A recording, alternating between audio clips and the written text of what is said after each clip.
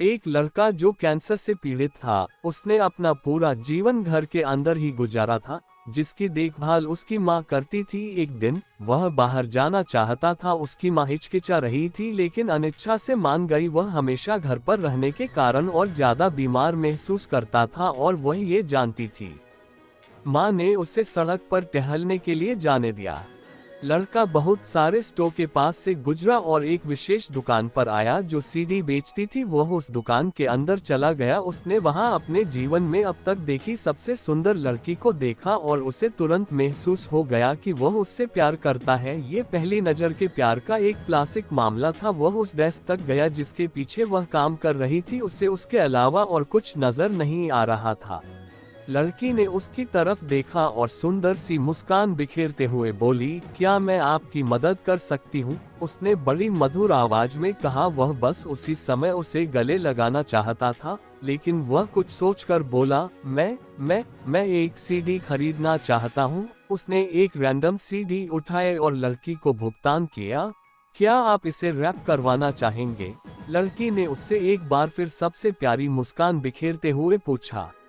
उसने सिर हिलाया और वह अपनी जरूरत का सामान लेने चली गई। वह वापस आई, सीडी लपेटी और वह ले गया और चला गया। अगले दिन लड़का वापस गया और एक और सीडी खरीदी। उसे हमेशा की तरह लपेटा। वह वास्तव में उससे पूछना चाहता था, लेकिन उसमें हिम्मत नहीं थी। लड़के ने अगले कुछ हफ्तों तक यही क्रियाएं दोहराई। उसने हर सीडी को अपनी अलमारी में रख लिया। माँ को इस बारे में पता चला तो माँ ने उससे बस लड़की को बाहर खाना खाने ले जाने के लिए पूछने के लिए कहा। इसलिए अगले दिन जब वह सीडी खरीदने गया, जबकि लड़की रैपिंग पेपर लेने गई, उसने अपना नंबर उस नोट पर लिखा जिससे भुगतान करना चाहता था। वो नोट उसे देकर और बाय बोलकर वो वहाँ से चला गया। कुछ दिनों बाद फोन की घंटी बजती है।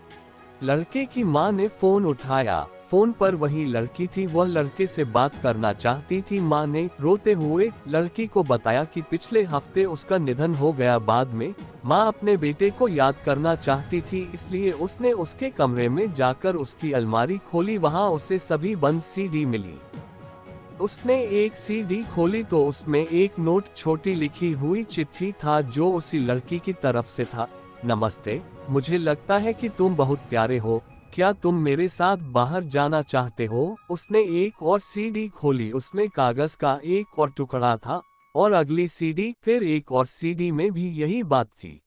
दोस्तों, जिंदगी बड़ी धोखेबाज है, इसलिए अपने अंदर के जज्बात कभी मत दबाइए। जब भी मौका मिले अपने चाहने वालों को अपने दिल की बात खोलकर बताएं।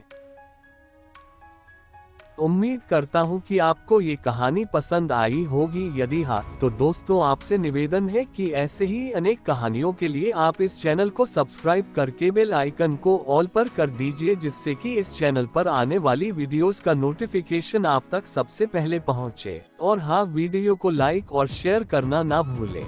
वीडियो देखने के लिए आपका धन्यवाद।